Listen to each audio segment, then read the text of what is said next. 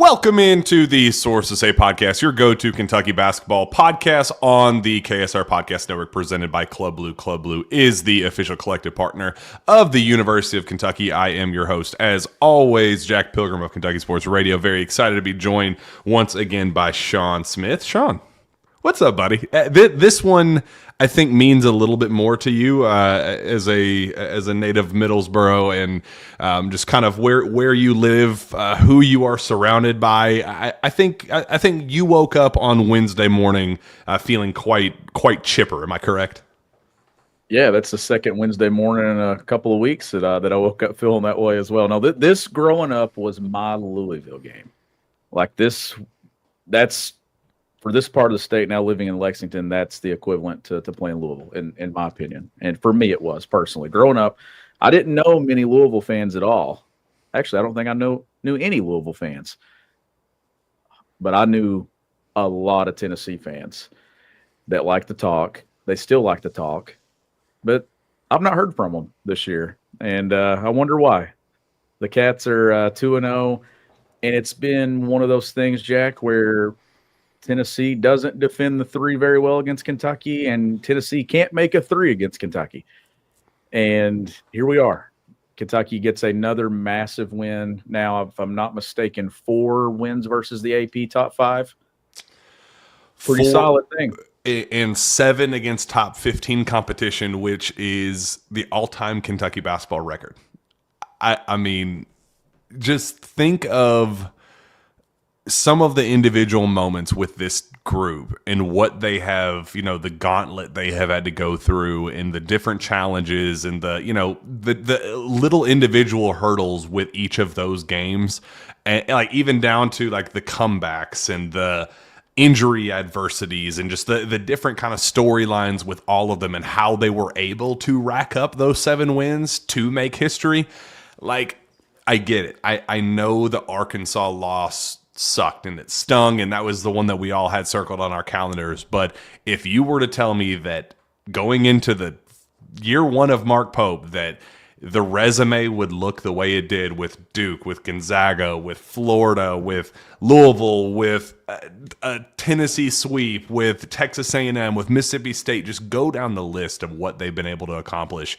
I don't know what more you could have asked for outside of, I wouldn't trade where things are currently for Kentucky if it meant that we would have to exchange something for the Arkansas loss. Like I just wouldn't. I love the resume. I love the way things are coming together, and I will never, ever, ever in a million years apologize for sweeping those nasty, ugly, vile, orange creatures of Knoxville.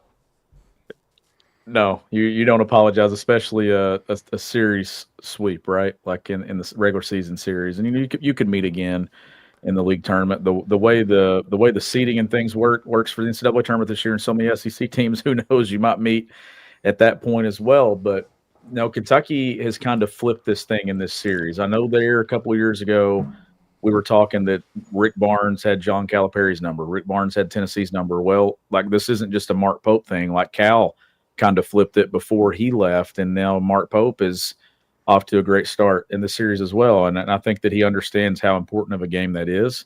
The energy in Rupp Arena, everybody knew. Like the message that we've been talking about for the last 6 weeks, ever since we got into league play, was just you can't get too high and you can't get too low. And I think that this team has done a good job of that. They've battled a lot with injuries. They've not played many games at full strength all season.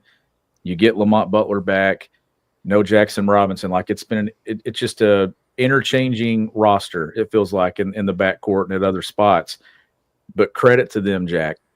They found a way to sweep a team that I picked to sweep them in my predictions for the league. Like I picked Tennessee to win both in the initial predictions for the season. And here Kentucky is. They get the win in Knoxville a couple weeks ago. Don't want to discredit what they did against South Carolina on Saturday. I know we've not got to talk about that. Like that was the one you had to get something to feel good about.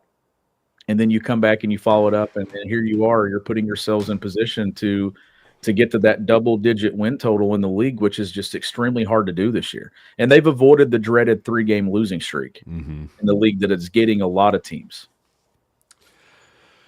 Yeah, the way they responded after losing 4 of 5, you're kind of facing, that first opportunity where you're kind of in the eye of the storm that we talked about, where there is a chance for this thing to get away from you. Like, this league is just the opportunities to drown in this league are just so frequent, and they come at you in waves, and like it really is kind of hard to get your feet and get a deep breath with this league, because it's just one game after the other and when you do go through something like what Kentucky has with the injuries, and when you experience Ole Miss and you go, okay, well, we can't even get the ball up the floor.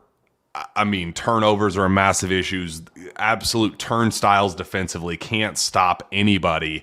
What does a turnaround even look like? Those panic opportunities, everybody in the league has one of those types of moments. So for them to respond with that type of adversity, obviously Lamont Butler coming back for South Carolina was a big one.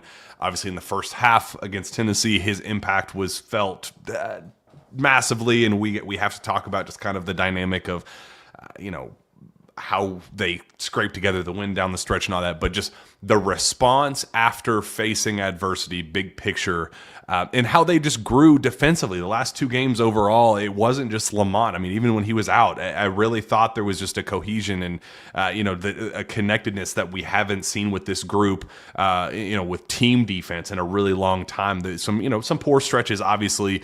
This team's never going to be a juggernaut defensively. That's just not how this group is built, especially at this point of the season with 7 regular season games left. But there was some pretty drastic growth, I think, and I love the response. I really do love the way they took that losing 4 of 5 and responded, and went back to back with two blowout wins, all things considered. Even 11-point win against Tennessee, Shawn.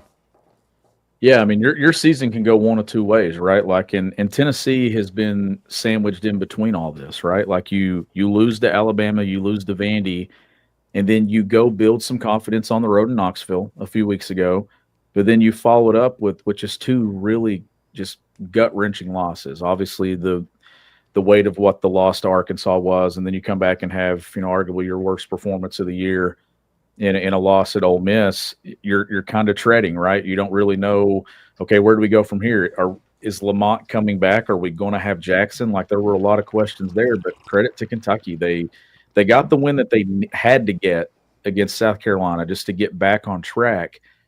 But now they've kind of flipped that momentum back again. And it's like every time that you kind of begin to question, is this the point where it nosedives on you?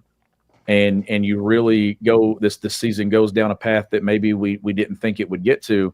They find a way, Jack, to keep the wheels on the road here and start going in that positive direction again. And it's been just a collection of different guys. They've had so many guys out at key points this season, but it's just been a total team win the last 2. You got contributions from a lot of places last night. I mean, Travis Perry making shots. You got Trent Noah playing big minutes and making big shots. So you're getting something now out of those freshmen.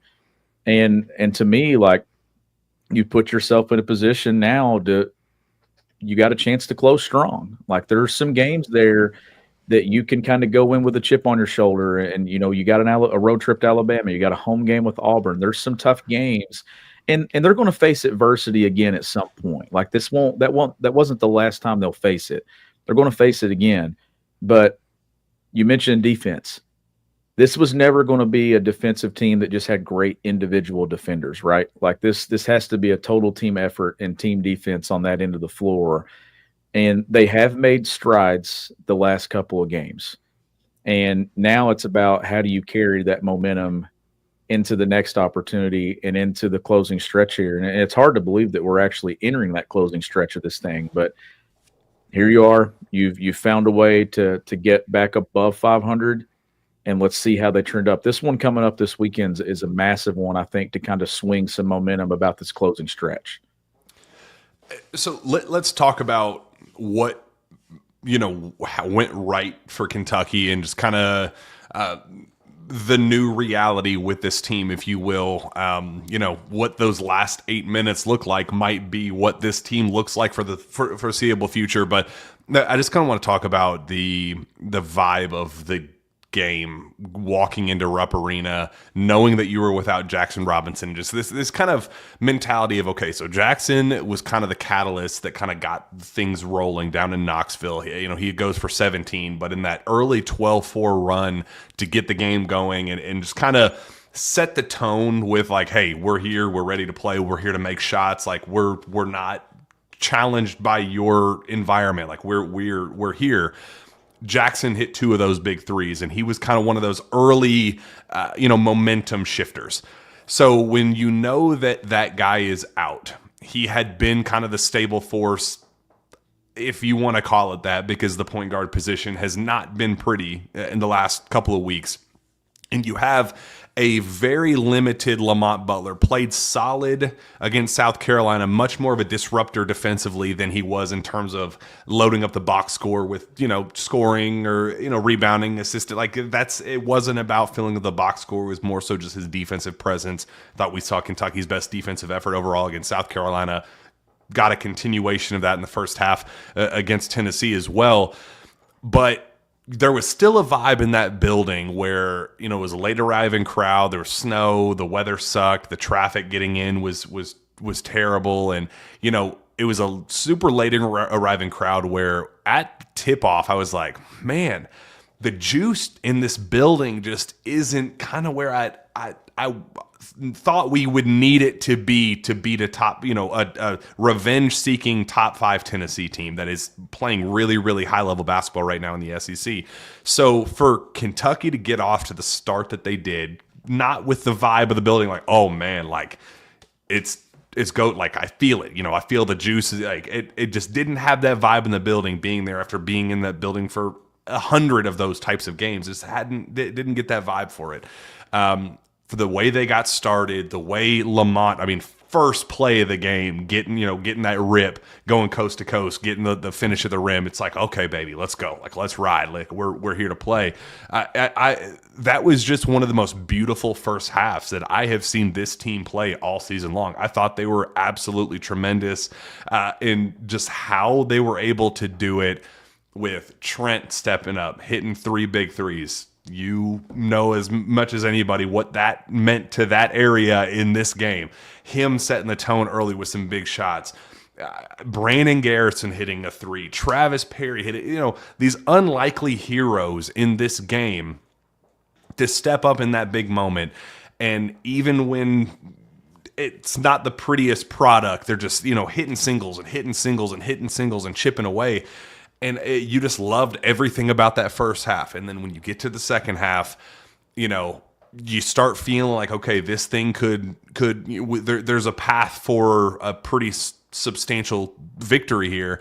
And then Lamont goes down and you go, okay, so what does a path look like when you don't have your defensive stopper, when you don't have the guy that's going to get you the paint touches to create the open looks? Like, who is even going to run point guard? Like, is it going to be Amari bringing the ball? Is it going to be Ortega? How does Kobe Brea look at the point guard? Like, it's a new question mark.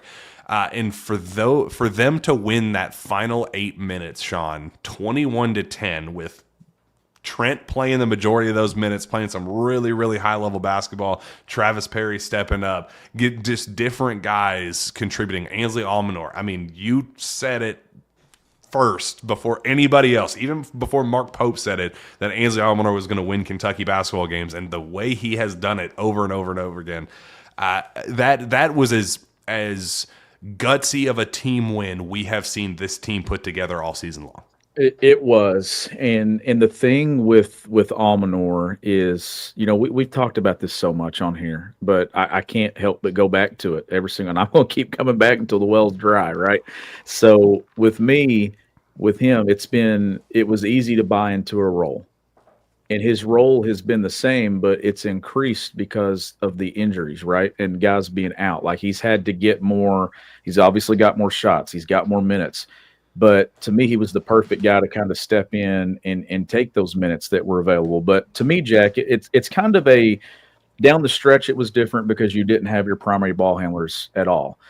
But no Jackson. Like you said, you had Jackson in Knoxville. But for this one, I look at what they did on the game at Knoxville. They hit all those early threes down there that kind of built themselves into a chance to win the game.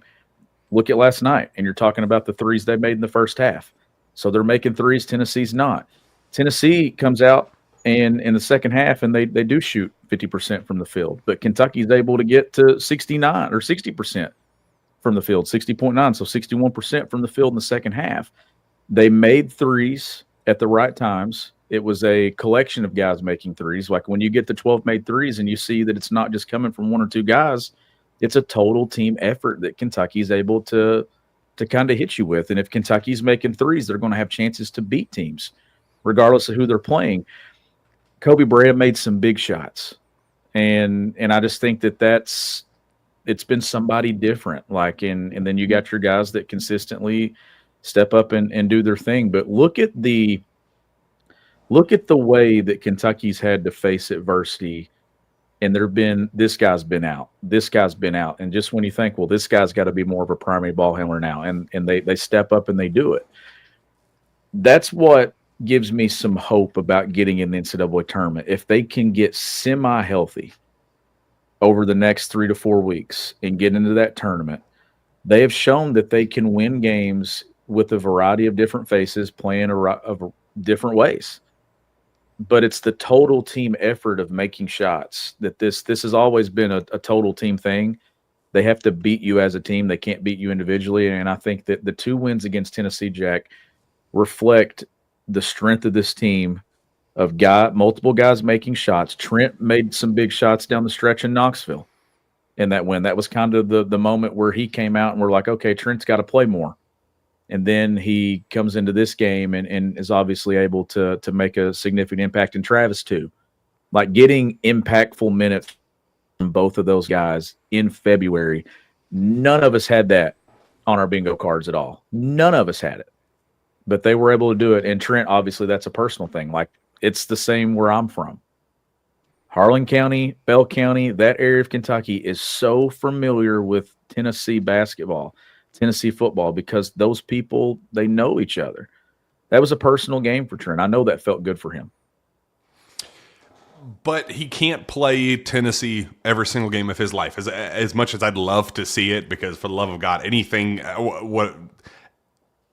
I don't know if it's the logo, I don't know if it's the color, but you get the best version of Trent Noah every single time he sees that logo and that color. But there is something there. And we had so much dialogue, so much back and forth throughout the off seasons, through the early stages of the non-conference and into the conference, and where you kind of just got the feel of, okay, well, none of the freshmen are ready yet. They're just, it's not their time. There will be a day where their time will come. It's just not this season.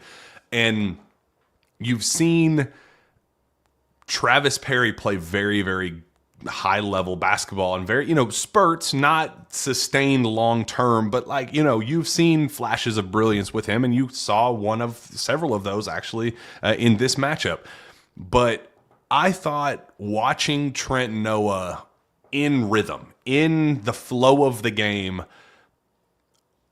for the first time, especially yesterday, watching that game, said Trent Noah is going to be a player for this team sooner than I think anybody. I mean, it might be right now. I mean, there may be a path to Trent Noah playing a ton of minutes the rest of the year and being a guy that you lean on to come in and give you some really, really, really strong minutes and hit a couple of shots. And there's just something about him that there's a trust factor when he comes in the game. I don't necessarily have it yet with Travis. I expect him to make open threes, but as a ball handler and as a defender, there's still times that, there was one opportunity that Chaz Lanier got an ISO on Travis, and I just kind of in the moment said, this could get ugly.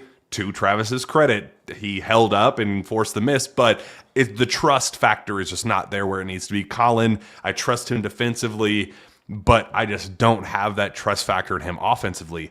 Trent, it's there. I want him in the game more often than not, and I find myself in the kind of the flow of the game saying, Trent in this moment could give you something what we're missing. And I just didn't know if I expected that. I knew he would be an early contributor at some, one of the early contributors among the freshmen. I just didn't expect it to come this early, Shawn. No, I didn't either. But when you have injuries, and it's like you said, like we've said, it's multiple guys that have missed games now in league play.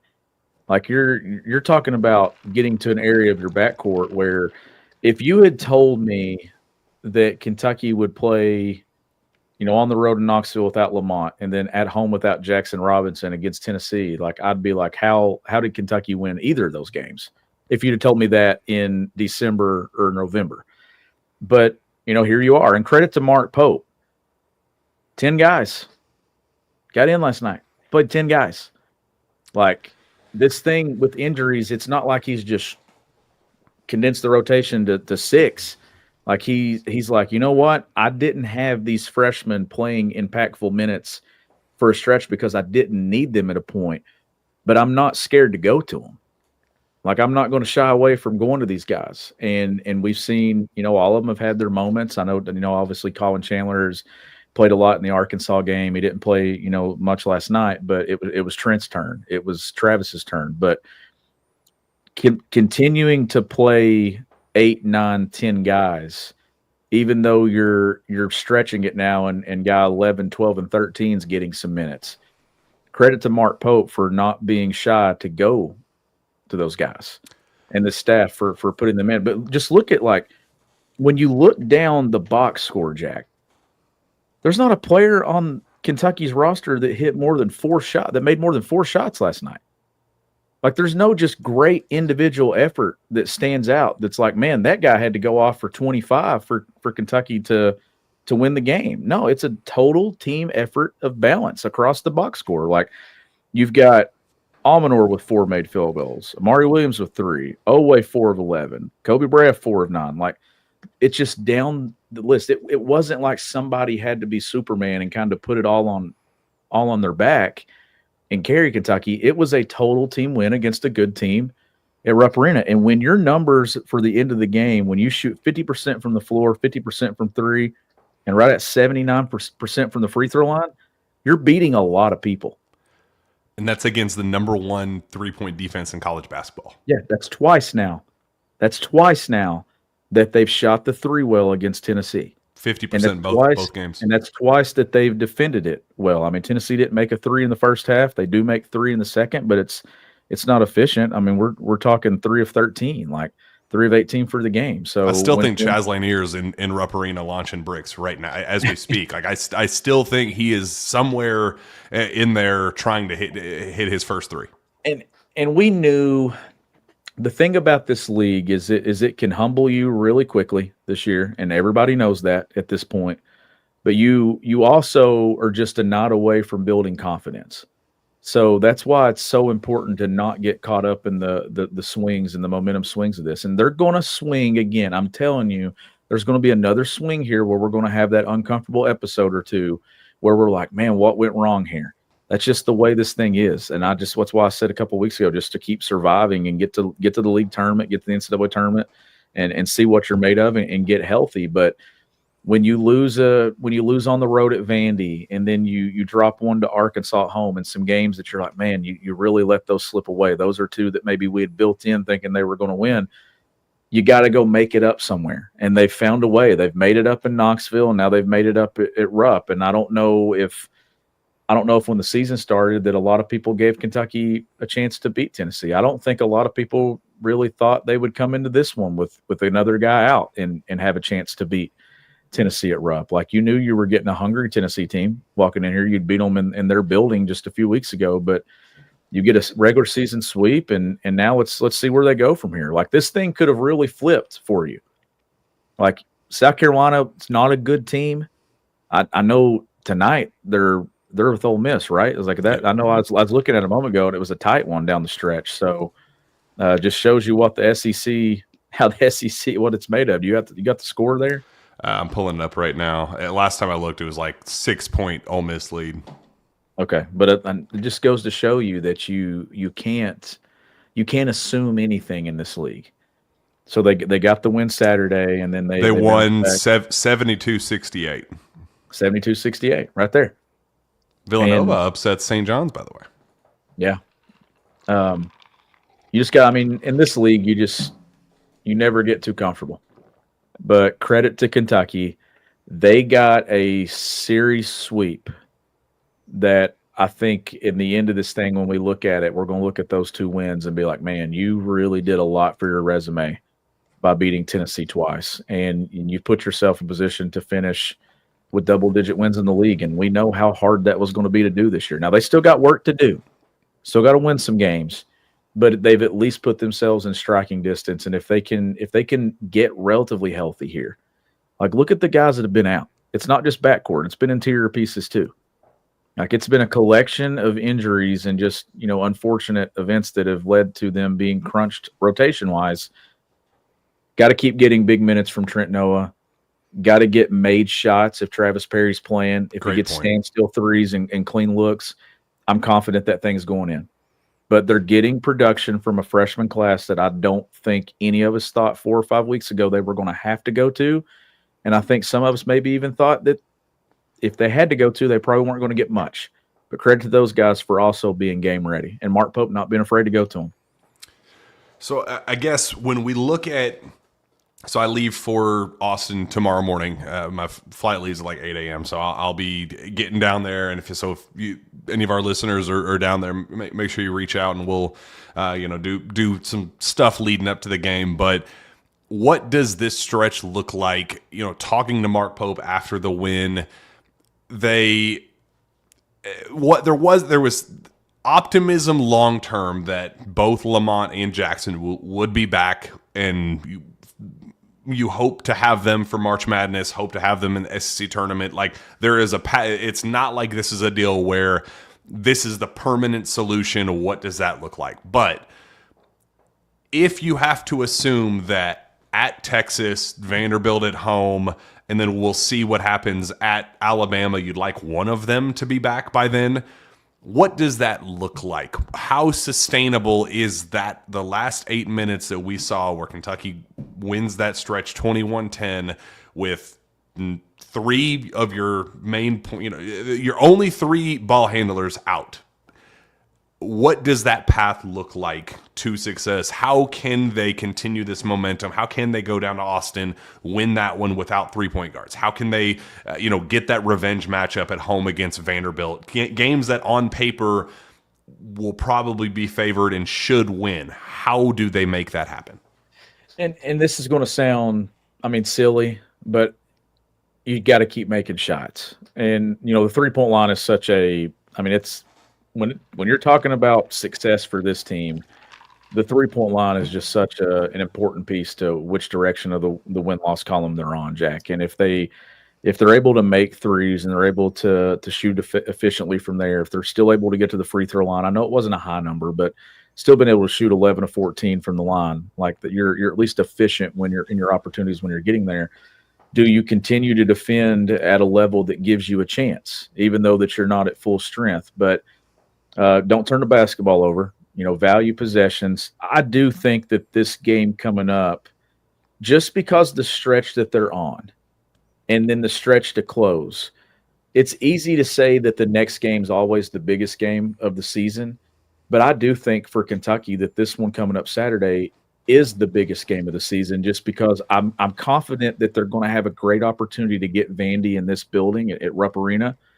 And then you could find yourself with a 4-game winning streak in the league with what we know is a tough road trip to Alabama, Oklahoma, and then Auburn. Like, that's a tough stretch of 3 where if you could find a way to win 2 of those 3, then you're putting yourselves in a really good spot going in the league tournament. So to me, this one this weekend in Austin is just it's a massive one about continuing momentum. But if you can avoid that, and they're not in, obviously they're not in danger of doing it now because they're on a winning streak. But these teams that have lost 3 in a row, like it's gotten quite a few teams in the league, and they've avoided. I know we talked a lot about pods early in the season. They've avoided a lot of those, but you kind of got an opportunity now to get a couple on your own. And if you can get back-to-backs, You get a 4-game winning streak. I think this one Saturday is big because it builds in losing one or two down the stretch, because I think that if they get this one, they're going to get Vandy at home, and then there's a 4-game winning streak. Then they're playing some good basketball, and then if you can get healthy, you've got some great opportunities down the stretch, and one in your building against Auburn to kind of go all chips in and see what you got. So, and yeah, I'm glad you pulled this up. If you take care of business against the teams that you are pretty solidly ranked higher than in the net in these last 7 games, Texas 33 in the net, you should win that one. Vanderbilt 42 in the net, you should win that one. Oklahoma 44 in the net, you should win that one. LSU at home 79 in the net, that's a must win. And then Missouri is kind of the toss up, 22 in the net, but you're playing on the road in the regular season finale. If there is a path, Shawn, to close out this stretch, lose the games that you're supposed to, win the games that you're supposed to, you finish the season 5-2 in that stretch, and then you are back in that 11-7 SEC mark that we predicted, that we said, hey, if we can go 11-7 in this absolute juggernaut of a league, all bets are off about first year Mark Pope going into the SEC tournament, flirting with that double bye potentially, but at minimum getting the single bye, starting on Thursday and working your way up, and then going into March Madness with some very real momentum. And that's assuming, like, hey, you might not have the dudes if you're sitting Lamont, if Jackson's out for an extended period, whatever, to not beat, to not beat Alabama, to not beat Auburn at home. You want those games, but that's the value in stacking the 7 top 15 wins that Kentucky has been able to up to this point. That's the value in taking care of business in the tough ones up to this point and being okay. And, kind of, it's a tough pill to swallow, but being okay with some of those mediocre losses, because the resume up to this point is so strong that you have built yourself a cushion to just kind of take care of business in the games you're supposed to, and go into the postseason with some legitimate momentum, Shawn. 5-2. If you look at that stretch, yes, 4 of them are on the road, but if you can go 5-2 in that stretch and finish 11-7 in the SEC, I would be over the moon with Mark Pope's first season in Lexington, and I don't know how you can argue against that. No, I don't think you can. And Stephen, leave this up for just a second here. So when you look at it, Jack, we talked so much about not having those periods of where you just go on a losing streak, right? Like, obviously losing 4 or 5, when you look at it that looks a little different. But that Tennessee win a few weeks ago on January 28th, that's just such a massive win when you look back on it, because of the divide that it had between the 2 games and then the next 2 games. But then you found a way to get 2 in a row. Saturday, if you can get it and you get Vandy, then you're talking that 4 or 5 stretch is kind of canceled out by a 4-game winning streak. And then it's about how you close. When I look at the back half of the schedule here, I think you got to get Texas, Vandy, Oklahoma, LSU. Those are the 4 that I've penciled in that I want to see Kentucky not have a slip up in. And then you go all in on 2 road games. At Alabama, you got number 2 and number 1, and then you got at Missouri. Like, can you win 1 or maybe 2 of those 3? Like, to me, if they can get the next 2, continue to hopefully get healthy, get guys back and at full strength, but just see where this team's at. But they've put themselves in position to get to that double-digit win total. Not even if it's 11, maybe if it's just 10. Getting to that double-digit win total in the league this year is, to me, it's a huge milestone. It's a huge thing to celebrate, because we know how difficult it is to do in this league. And you've got teams ranked in the top 10 that have 5 or 6 league losses. You've got teams ranked in the top 15 that have 5 or 6 league losses. Like, it's a brutal league. But when you look at the close, to me, it's all tied to what you do Saturday. If they can get a win Saturday, they put themselves in a great position to close strong. If you lose this one, then it's difficult. There's a lot more pressure on that game against Vandy at Rupp Arena, just because you know what's waiting for you in Tuscaloosa. Then you got Auburn. Like, it's a gauntlet I think Kentucky's put themselves in position to have some momentum and build on it. But I know getting healthy is priority number one. And Steven, if you get a second, go to Bart Torvik and see what the projection is for the NCAA tournament projection if they do go 5-2 in that stretch. I'm trying to do it on the fly right now, but don't have the time to do it. But if you are able to take care of business in the games you're supposed to, lose the games that you're supposed to, on paper, probably what the favor is going to be. What does that look like in terms of a seed line? Because right now, if you look at what Joe Lunardi is saying, is a 3-4 seed line depending on the day, however he wakes up in the morning.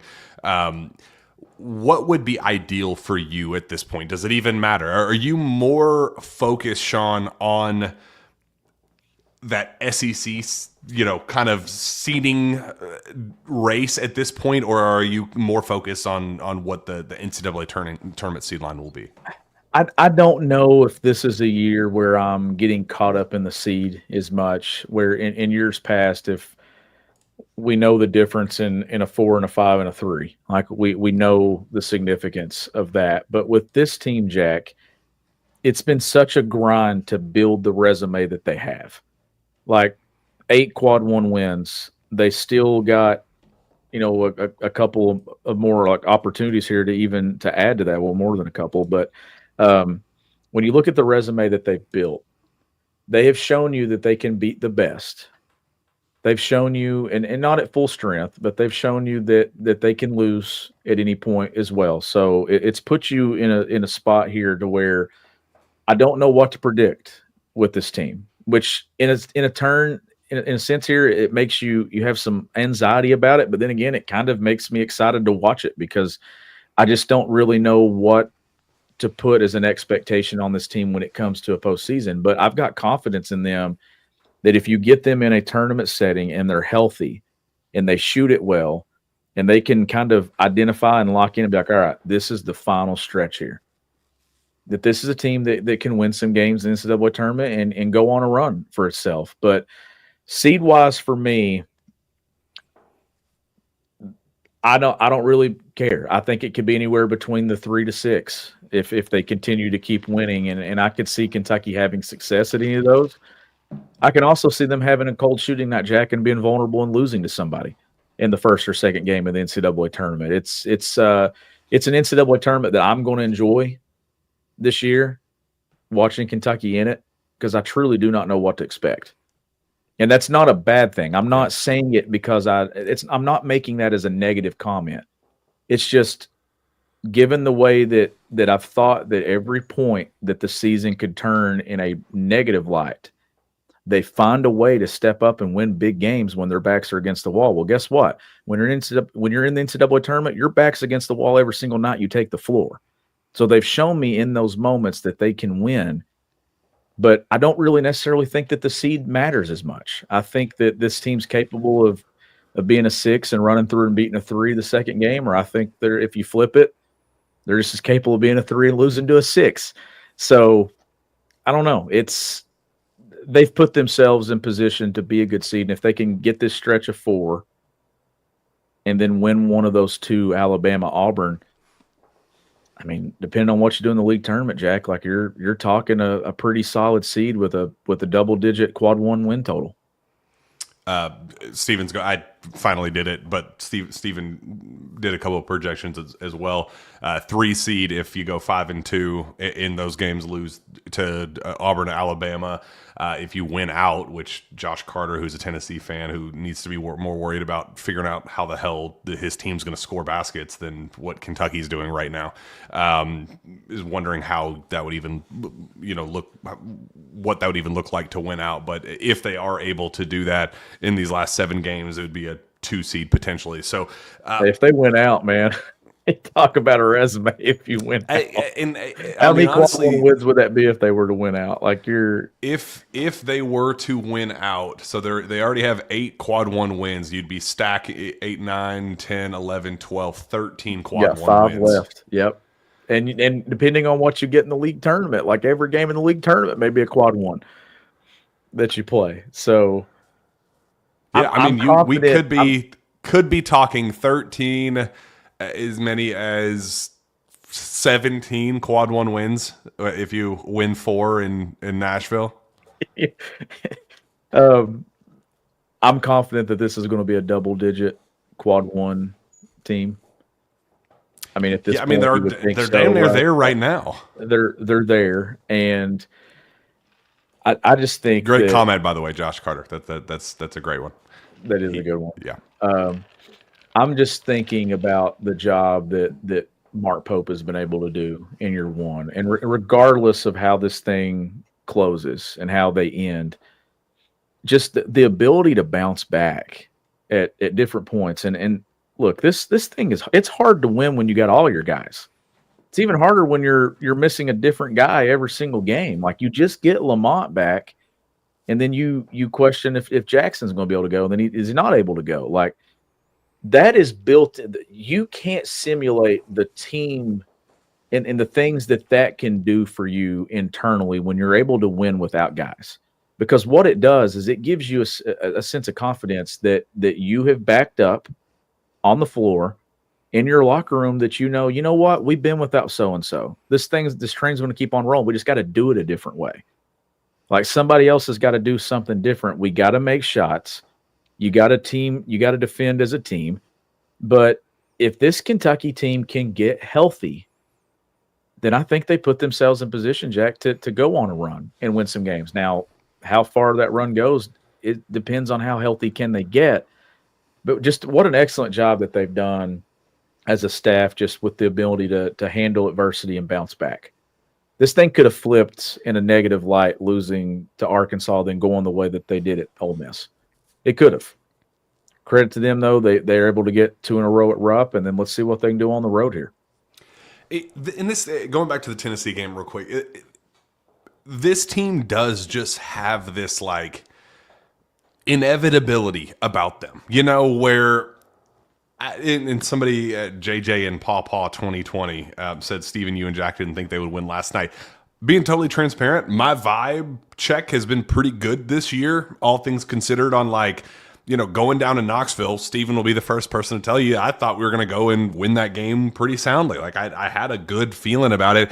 And it's been, not feeling great, going into the Ole Miss game. Like there are some games that just it hasn't felt right. And, that was one for the first time going into last night where it did just kind of hit me where it's like, man, I don't know what a win is going to look like. I just don't know what a path to a win looks like. And then, Shawn, when Lamont goes down and he, just excruciating pain, grabs his shoulder, and the crowd, I mean, you could hear a pin drop. It just gets dead silent in there.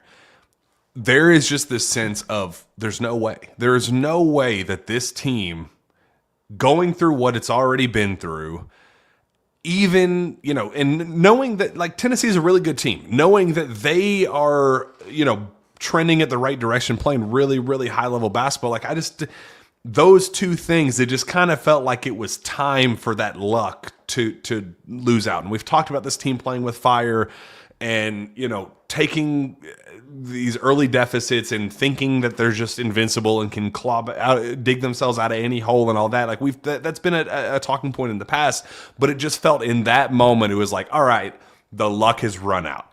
And then they play their best stretch of the game and win 21-10 the last 2 segments of the game.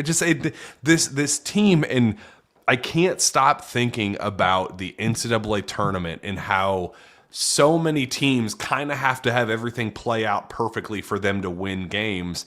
This team, it's kind of the opposite. They just get random stuff thrown at them, and they just keep finding ways to win. Yes, they have laid eggs and they've had stinkers and they've had games where you're like, hey, why does it feel like they're not engaged? But the tournament level feeling games that Kentucky has had this season, they have gotten up in ways that like I just haven't found. Like they're living in that Duke game in real time. It just felt there is no reason for Kentucky to go win this game, and then they did. Gonzaga, they get down 18 points, and you just have that feeling there is no reason for Kentucky to go win that game. And they just keep kind of doing that. And isn't that what the NCAA tournament is supposed to be about? Like, isn't that what kind of makes the March Madness magic of sometimes it just there's this team of destiny feel with these guys, and this team, assuming they can get back to healthy, if Lamont is out for an extended period of time and Jackson's out, then you're crap out of luck. What can you do? But if they can get back to, mostly full strength, at least getting the guys available and seeing how close to 100% you can feel. I mean, like they just do kind of have that it factor to them that has me feeling, pretty darn good going into this the last 7-game home regular season stretch, and then going into the SEC tournament. We've talked about why this team kind of has a little bit more to play for than the other teams in the league down in Nashville, and then all bets are off in March Madness. We'll see. I think Joe Lunardi officially has graded us out as a lock. So no matter what happens the rest of the year, the lock, we can feel pretty darn good about that. So good things working in Kentucky's favor, even with the injury bug really biting them kind of over and over and over. Yeah, you still don't want to sweat it out, right? Like you still don't want to put it no up. Kidding. Yeah, you don't want to. You don't leave it to chance, but we feel good. Nope, you're a lock, but let's not even test how strong that lock is. But I mean, when you look at their resume overall, and obviously Louisville at Rupp Arena, I don't know if any of us saw that being a quad 1 win, but like it currently stands as a quad 1 win in your own building. So. Done an excellent job in the non-conference. They've done a great job carrying it over and winning some games. Arkansas in a battle right there. There's still tough games to go, but when you just look at what this team has been able to accomplish and doing it, Jack, like we keep talking about it. You've won games without Lamont. You've won a game without Jackson Robinson. Andrew Carr was hit or miss and in and out of the lineup there for a stretch. You've been without Kerr for a significant chunk of the season, but the fact that all those guys have been out, yet you're still able to put together one of the better resumes in college basketball. And I think Lance asked earlier what the highest total is for quad 1 wins. I don't remember, but I would assume it was somebody from the Big 12 and maybe like a Kansas or somewhere that's got up into the 14, 15 quad 1 wins. I don't know if it's gone beyond that. I would love to know. I mean, maybe somebody already actually knows that. But I remember a few years ago when we were talking on here, I remember Kansas having a really high number of quad 1 wins. I remember that, yeah. Because we were just like, whoa, Kentucky's in that 7, 8, approaching 9 range, but somebody else has like 5 or 6 more than what Kentucky would have. So I'd be shocked if it was someone not in the Big 12, because it felt like every game there for a couple of years was a quad 1 opportunity, home or away. So, and you're getting that similarity in the league now. Like, I mean, Kentucky's had a stretch in league play where it was 1, 2, 3, 4, 5, 6, 7 straight quad 1s to begin league play this year.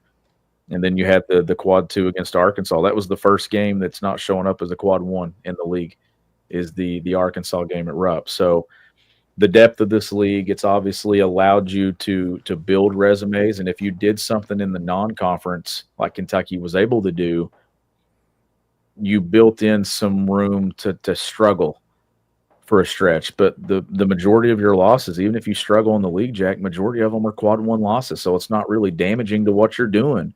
So even though Kentucky lost 4 or 5, one of them was outside the quad 1. So Kansas had 15 quad 1 wins in the 2021-2022 season. I'm still going back, but I'll have a hard time believing that anybody's going to have more than 15. I don't think so. I would be shocked if somebody had more than 15, and if it was, it had to be somebody out of that league. But no, I mean Kentucky's put itself in a position right now with 8. So and Virginia had 16 in 2019. That's the most. In Michigan State, that you said what? Who has the most this year? Has Kentucky got the most quad 1s or somebody? As of right now, Auburn has 13 quad 1 wins right now, dude. That is a freaking resume, right? I mean, that's a monster resume. The teams that have been able to have those high numbers, like, I mean, that's impressive. They That's also have very the team of destiny feeling that I was talking about. They kind of have that vibe too, to like a, hey, you know, you world get beater it. level. Like we feel it kind of at a game by game basis. Auburn just kind of feels like they have it at the biggest level. I mean, Duke has 5 quad one wins. I mean, like there are some teams that are, their resumes just don't even stack up. And I mean, 13 for Auburn is just woof. I mean, it's impressive, and they're certainly going to add to that down the stretch here. Like it is, it's a team that when you look at what they've got, I mean, where you got Alabama, Ole Miss, Kentucky, A&M, Alabama, and I mean they got some tough games. They got to come to Rupp Arena. They play Alabama twice. They got A&M on the road. Like there are some losses there, I think, for Auburn. Like is this an Auburn team that you look up in a few weeks and they end the league before losses? I don't know, but the resume that they've put together is incredible. But it doesn't mean Kentucky's is watered down. Like what Kentucky's done, non-conference and conference is impressive as well. But uh, that's a game here at Rupp Arena in a few weeks that if you've able to take care of business over the next couple of weeks and win some games and maybe go 3-1 or something in that stretch, you put yourself in position to have a wild atmosphere at Rupp Arena that you can get a win that how we talked about Arkansas taking you down, man. That Auburn win's one that where does it put you? Does it put you up a full seed line? It still says 2 is on the table. It Yep. is absolutely still on the table. Somebody said that Kansas had 17 quad ones entering the 2023 tournament. I have Houston having 16 in 2024. I did not see here. Let me go. This still has Kansas as 16 quad one wins in 2023. So I don't know if the charts are different. Anyway, we will, plenty of time to talk about that. This is our Super Bowl. We love. I can talk quad one We wins though. love quad one season. This is a lot of fun. What is also a lot of fun, and we're going to kind of transition on our way out of the show, but with a little update on Nate Ament and just Kentucky's recruitment of him and the push there for my money, one of the most offensively gifted players in high school basketball and an instant game changer for Kentucky, just wrapping up an official visit. Quite the game for him to attend, Sean. Before that, Club Blue is the official collective partner of the University of Kentucky. Club Blue was founded by UK fans strictly to support the NIL efforts at the University of Kentucky. Unlike most collectives, 100% of subscriber money, 100% of donor money goes directly to NIL. Club Blue charges no fees. Club Blue subscribers receive some amazing benefits like invitations to special events. Otega Oweh signing was one of them. That was an absolute masterful success. Otega is just the absolute best, but a lot more where that comes from.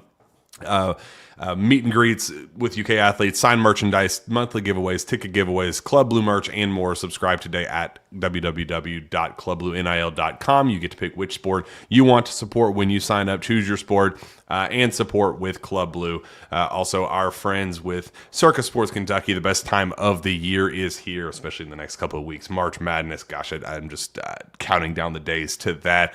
The best app to bet college basketball is Circa Sports Kentucky. It is sports betting the way it should be, with high and transparent betting limits, the lowest holds, and exceptional customer service. It doesn't matter when they take the court, whether it's spreads, props, futures, or in-game. Circa Sports is the place to bet college basketball, fund and bet like a pro from anywhere, anytime. Download your new bookie today at circasports.com. Must be 18 or older for Kentucky Problem Gambling Services. Call or text 1-800-426-2537. And last but not least, our friends at Monticello Bank. Enjoy the home court advantage with Monticello Bank's HELOC special and use the equity you've built in your home to finance special home projects and improvements. Score big with a fantastic introductory rate and attractive closing costs with 20 locations in 14 counties across Kentucky. We're just around the corner, so hurry in and speak with one of our mortgage lenders about this limited time offer today. Find us on the web at mbcbank.com. Monticello Bank, where people matter. Member FDIC, equal housing lender. Sean, quite the very important person, very special guest in the house at Rupp Arena last night.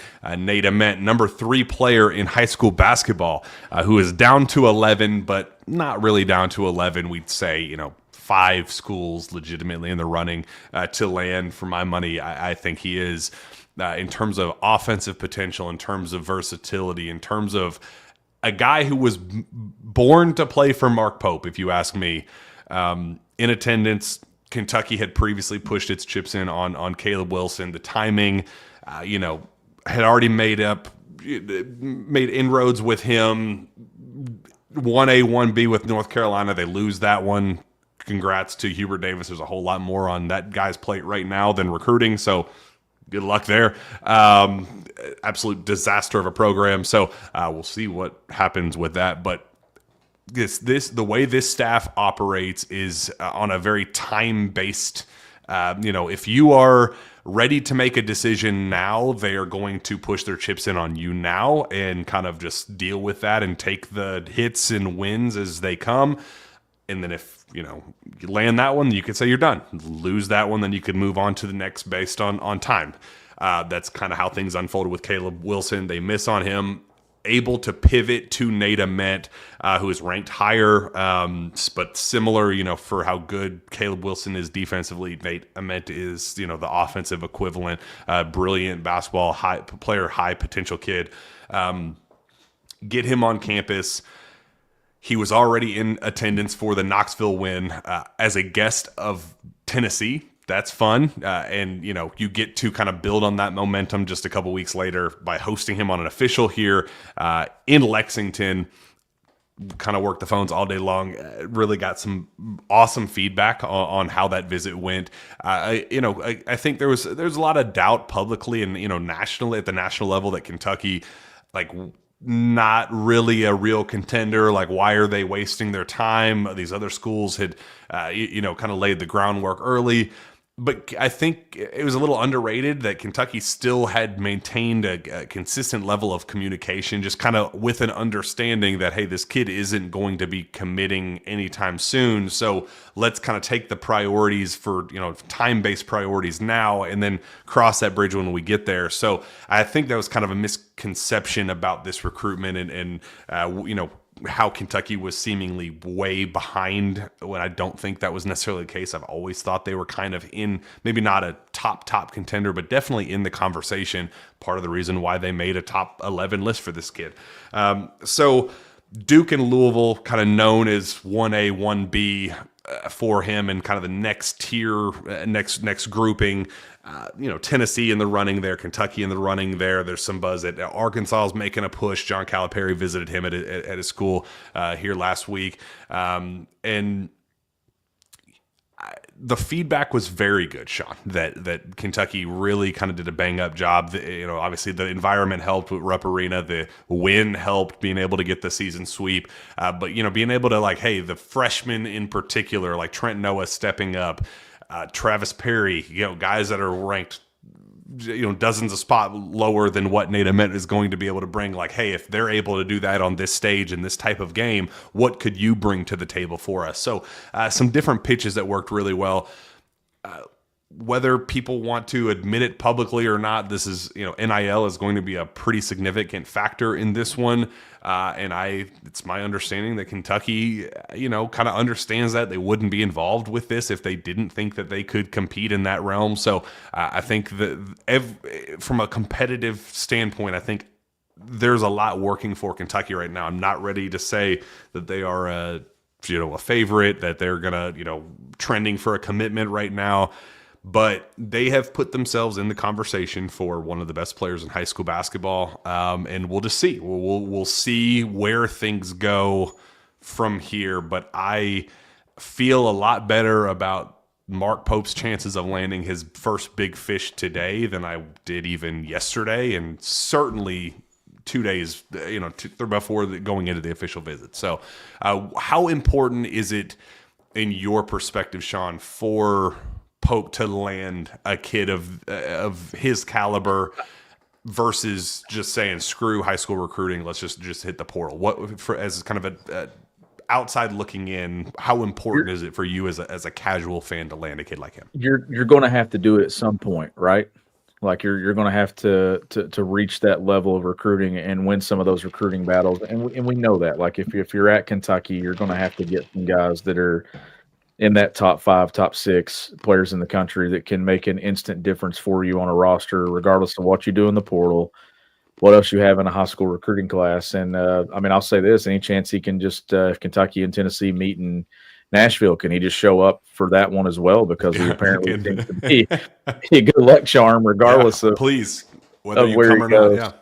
But when you look at it, that's the last thing, right? Like, yeah, you've landed some highly ranked kids and some good players, and you've had some fortunate enough that you've had in-state connections and ties with it, and then obviously a Caden Lewis, but this one stands out. It would be kind of the one that we're waiting on Mark Pope to go get, is that big fish.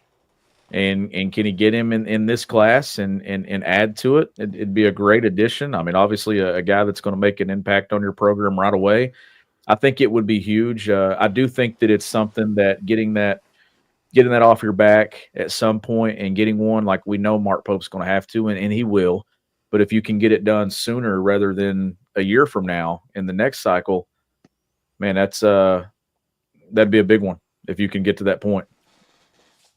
Yeah, I see both sides of it. We're seeing right now what going portal can do for your floor as a team, and knowing that like you can build a bang up roster that is capable of competing right now by going exclusively in the portal. Like if this team had stayed healthy, there is a path where Trent Noah, Travis Perry, and Colin Chandler never even need to see real minutes. It worked in our favor for them to step in and be huge for Kentucky in this recent stretch, especially. But there's a path in an avenue where if you want to build a 13-man roster without, with exclusively via the portal, it works. Like there is something to be said about it working. But we have also seen the difference between high floor and high ceiling teams, where sometimes it just doesn't feel like they have enough to get there in March, especially to kind of clear that gap in those big heavyweight battle contests in the Elite, Sweet 16 and the Elite 8, to get to the Final Four, to win a national championship, that sometimes it just kind of feels like you have to have the dude that can kind of will you to the across the finish line. And that's where you get into the tricky conversations. Does this team right now, even at full strength, do they have enough to get them to the promised land? That's still a conversation. Whereas if you look at some of the other, juggernauts of college basketball, there's young talent that's kind of the catalyst. Cooper Flagg's obviously the best example, but college, there are freshmen littered throughout the college ranks right now that are, proving that there's kind of a new revolution of young talent kind of bringing, in today's world. I think the hope long term for Mark Pope is to have that perfect mix of both, where you have the experience when things kind of get wonky and the foundation kind of shakes a little bit. You have the vets that have been there and done that and can say, whoa, hey, I got this. We're fine. Don't stress. But also when you need a guy to just say, I don't have it today, somebody needs to take this game over. Sometimes talent just beats experience, and you got to just let things play out as they may. That's the value of having the perfect mix of both. And that's why you kind of push your resources in on a guy like Nate Ament and say, hey, we'd like to get Otega Owe back. We'd like to get Brandon Garrison back, get the 3 freshmen back, and, have them mix with a couple of high profile portal kids, bring in Jasper Johnson, Malachi Moreno, a Caden Lewis, and then, close things out with a Nate Ament and say, hey, we got a little bit of everything to, really talk, like a pretty special roster, pretty special team capable of special things. So we'll see where this thing goes. I'm not ready to say like, let's, watch the highlights, get hyped up, go, celebrate in the streets that Kentucky's going to land this kid. But I do feel a lot better about the standing with them, with him especially. than I did before, and that's something that we couldn't say going into the week. So we'll see where we feel to close out the week and going into next week, because momentum is definitely in Kentucky's favor in that one. So we'll see. It'll be a lot of fun.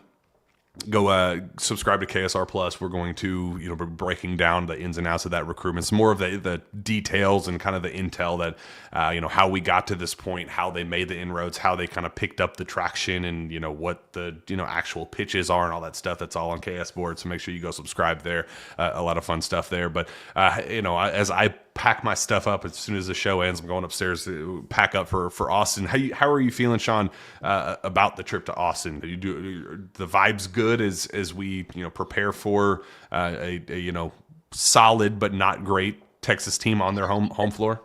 This is one that I think that Kentucky's got to get. Like this is one that if it can propel you to a stretch of success here down the closing few weeks of the regular season, and I have confidence that Kentucky's going to go on the road and get one. I do. I don't know what the availability is going to look like. I don't know who's going to be what percentage of full strength and things, but I think Kentucky's got enough grit about themselves, Jack, that going and getting another one on the road, when you're able to go on the road and win at Tennessee. I know Ole Miss didn't look pretty.